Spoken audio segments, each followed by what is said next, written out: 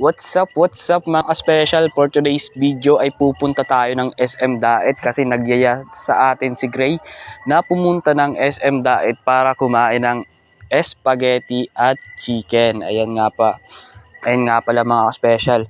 Bali dyan nga pala ay nakabihis nga pala tayo dyan. Then nakaready na tayong umalis kasi umalis tayo ng mga bandang 4 PM ng hapon mga special.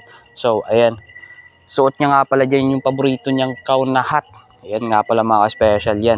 Ready na nga pala tayo yan umalis. Bali, video muna bago umalis tayo. Then, ayun nga pala, nagdadrive na tayo dyan papunta ng sentro ng Daet mga special. Para makapunta na tayo sa SM Daet. So yun nga pala mga special, pinaradaan natin yung ating motor dito sa parking area para makapasok tayo dito sa SM Daet mga special. Bale, malayo-layo yung ating pinarkingan kasi dun pa siya sa may dulo. Ayan. Pero malapit na tayo dyan mga special. Ayan. Hindi na nga, bali na iiwan nga tayo dyan kasi ang bilis niya maglakad. Gusto niya nang pumasok agad sa SM mga special. Ayan, si Gray. Tapos tamang tingin-tingin lang sa mga kotse na nasa paligid niya. Ayun nga pala dyan, nakapasok na tayo. Tapos pupunta tayo kasi dyan ng Jollibee mga ka-special. Pero sobrang daming tao. Hindi kami nakakita ng available na upuan. Then kaya umalis kami.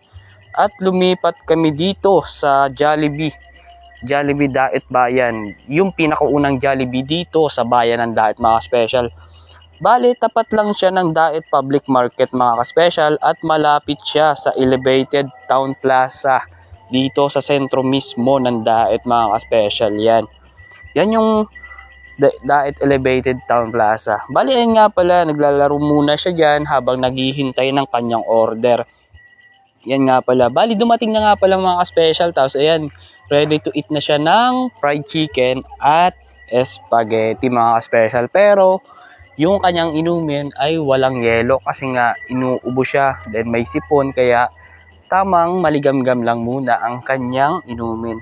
Bali nga pala, nahihiya nga pala siya dyan magtingin sa camera mga special kasi nga hindi siya mahilig tumingin sa camera lalo na pag video mga special.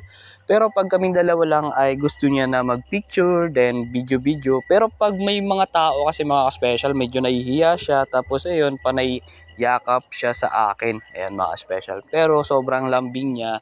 Tapos minsan may makulit din siyang oras. Ayan. Pero siguro ganun nga talaga ang mga bata mga special. Pero paglaki din nila, mamimiss din natin sila kasi yung mga time na bata pa sila, tapos ayun, tamang laro-laro lang, tapos tamang kulit lang, hindi yung pag lumaki na, wala na din. Ayun. Bali nga pala dyan mga special, tapos na kami dyan kumain, bali kumakain na lang kami dyan ng price. Yung price na lang mga special, yung kinakain namin dyan. Then tamang antay na lang din, patay oras na lang mga special sa pagkain ng Jollibee. Ayan. Yan nga pala. Bali tamang kulit-kulit lang kami dyan. Then tamang upo. Tapos ayan. Kasi mag-aantay lang tayo ng mga ilang minuto. Then uuwi na din tayo dyan mga ka-special. Ayan. Bali tamang kain lang kami dyan ng mga price. Bali nga pala sa mga nakapanood ditong video, don't forget to share. Mag-iwan na rin kayo ng comment, ng reaction. At don't forget to follow me here on my account mga ka-special. Ayan.